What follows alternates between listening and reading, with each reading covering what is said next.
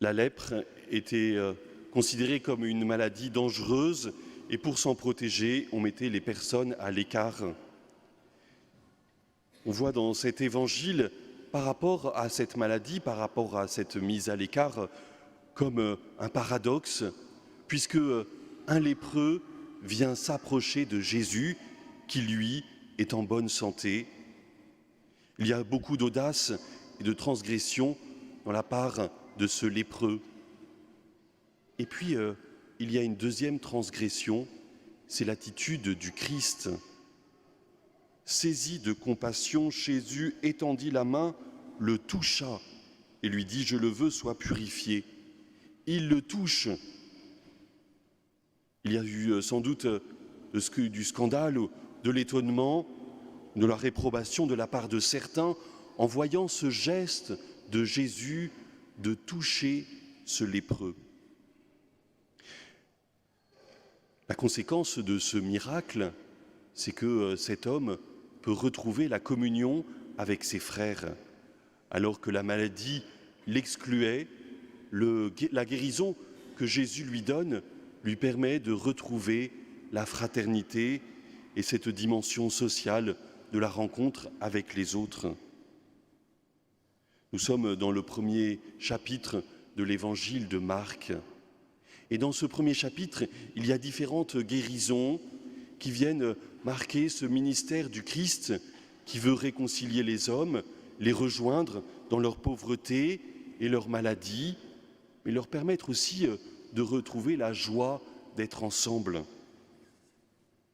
La maladie était souvent considérée comme une punition liée à un péché, liée à une transgression, et Jésus vient pardonner, comme dans ce miracle, toujours au premier chapitre de l'évangile de Marc, où ce paralytique est descendu au milieu de la foule pour s'approcher aussi de Jésus, et cette parole du Christ, « Tes péchés sont pardonnés ».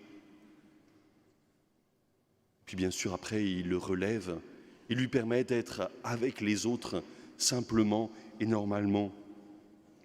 La guérison que le Christ veut, c'est de retrouver cette communion sociale et avec ses frères. Personne n'est exclu du cœur de Dieu et personne ne doit être exclu de cette société humaine, de cette famille que le Seigneur veut renouveler par son amour et l'offrande de sa vie. Oui, la première conséquence de cette guérison, c'est de retrouver la fraternité. Nous aussi, nous avons peut-être aujourd'hui à nous approcher du Christ et comme ce lépreux, à nous mettre tout près du Seigneur pour pouvoir nous laisser toucher par lui. Je le veux, sois purifié. Je le veux, retrouve cette fraternité. Je le veux, laisse les uns et les autres revenir avec toi, être là pour toi.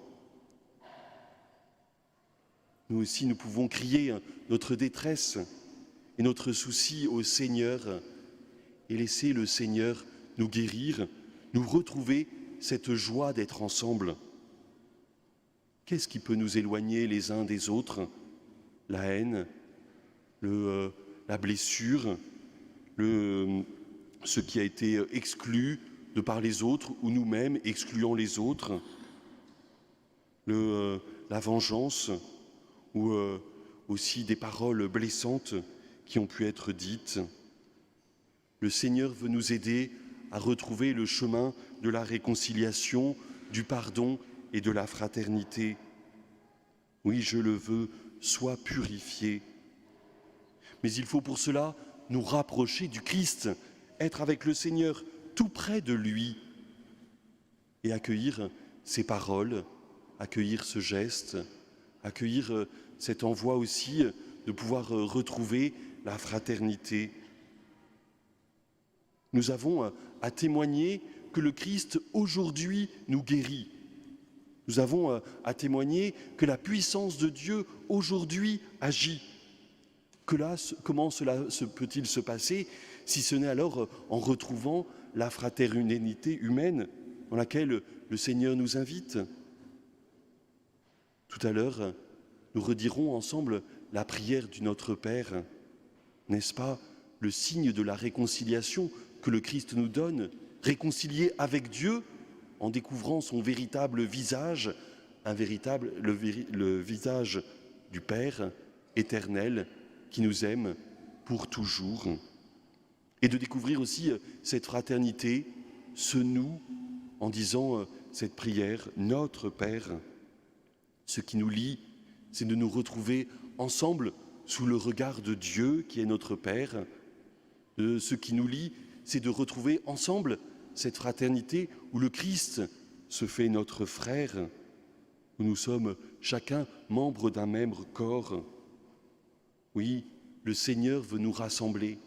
Les miracles que Jésus opère au début de son ministère viennent rétablir cette fraternité.